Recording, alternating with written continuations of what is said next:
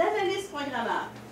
Lui, ses tâches, c'est d'analyser les besoins des clients ou d'un projet, puis identifier des solutions technologiques qui vont être appropriées en tenant compte des engagements de dollars.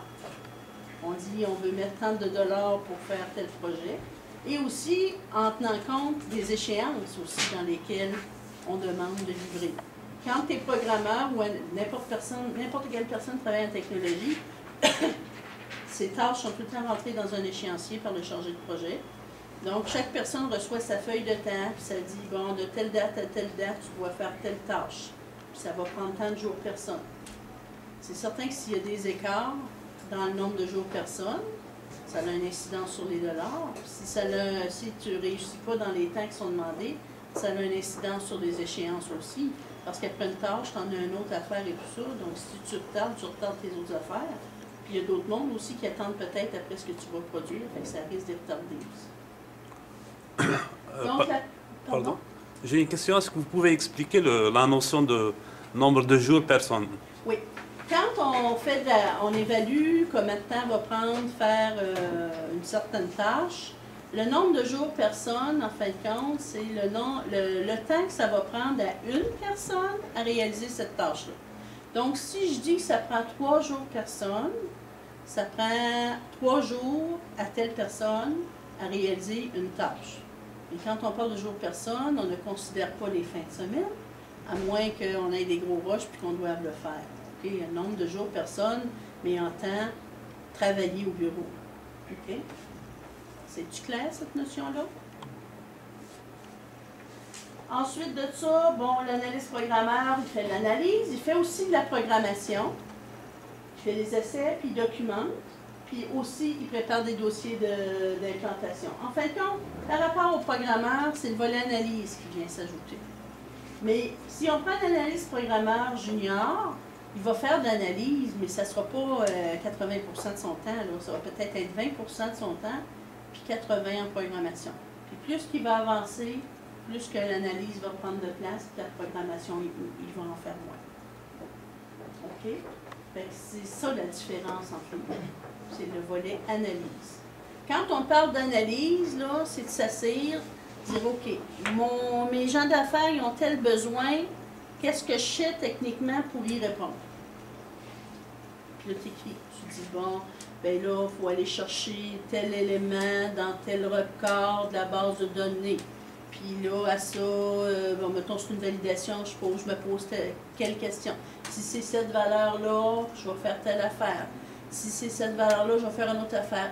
Si ce n'est pas une de ces valeurs-là, j'envoie un message d'erreur. Ça, c'est ce que l'analyse va faire.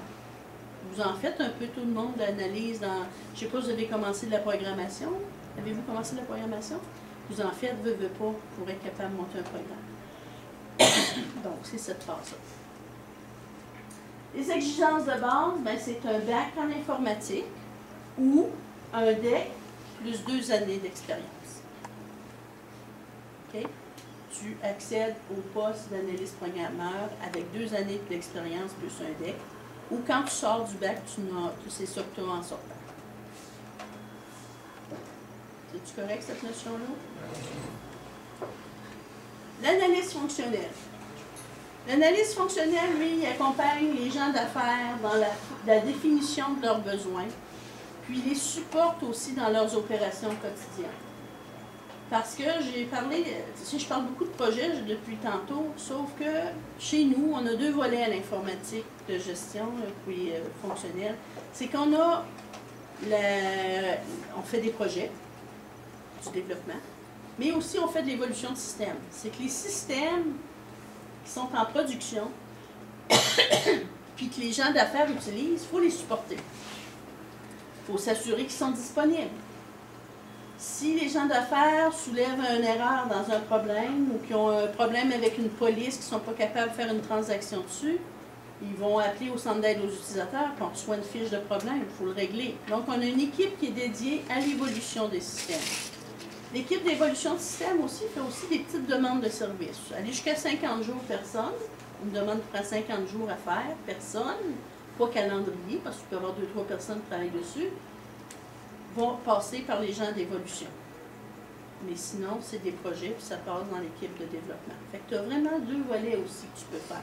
L'évolution, les journées ne sont jamais pareilles. Tu ne sais jamais quel problème qui va arriver. Ça prend du monde qui a un peu un tempérament de pompier pour travailler là. Il faut être vite sur le piton, puis se revirer vite, puis ça prend des gens qui sont résistants au stress parce que tu peux travailler sur un dossier, d'un coup il y a un problème qui arrive, il faut que tu laisses ça de côté, puis tu t'en ailles régler le problème, puis après ça tu reviens à ton dossier. Donc c'est deux volets qu'on a aussi. Donc l'analyste fonctionnel, lui, il travaille dans les projets. Il peut faire aussi l'évolution, parce qu'il y en a aussi à l'évolution.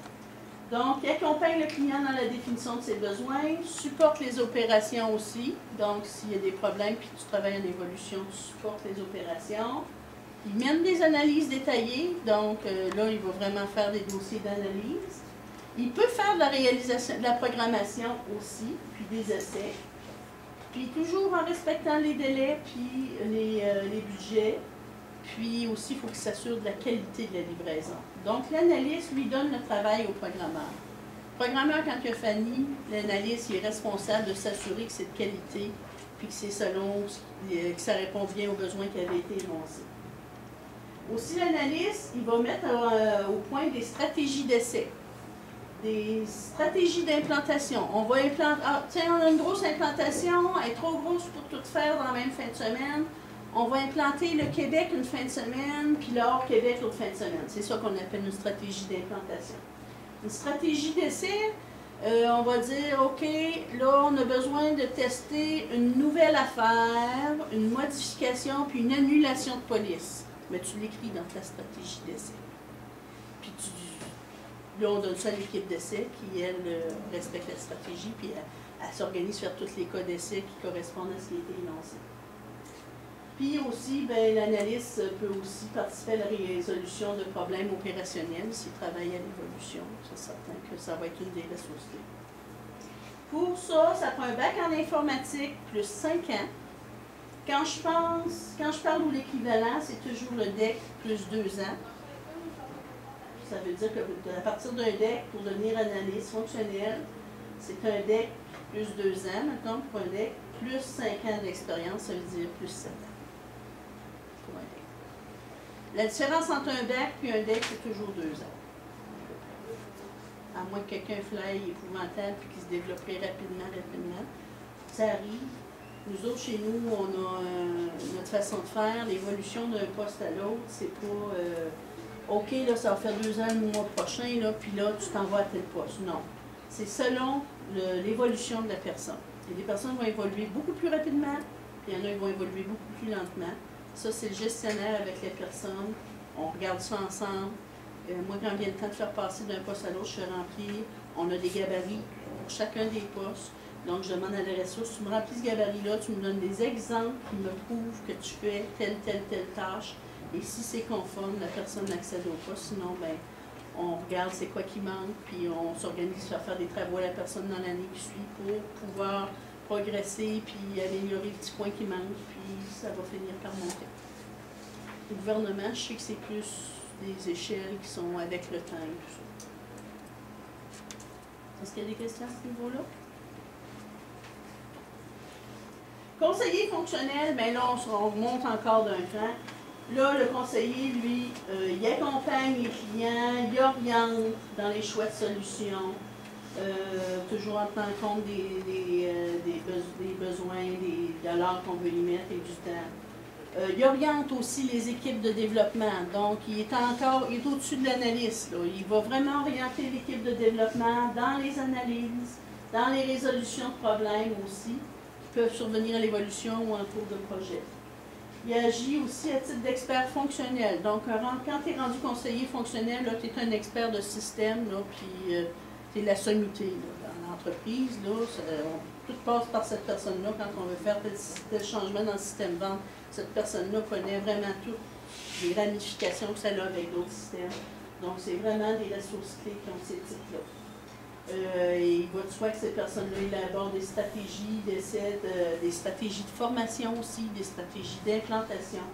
Les gros dossiers complexes, on confie ça à ces personnes-là. L'exigence de base, c'est toujours le bac, plus 8 années d'expérience. Donc, on rajoute 3 ans.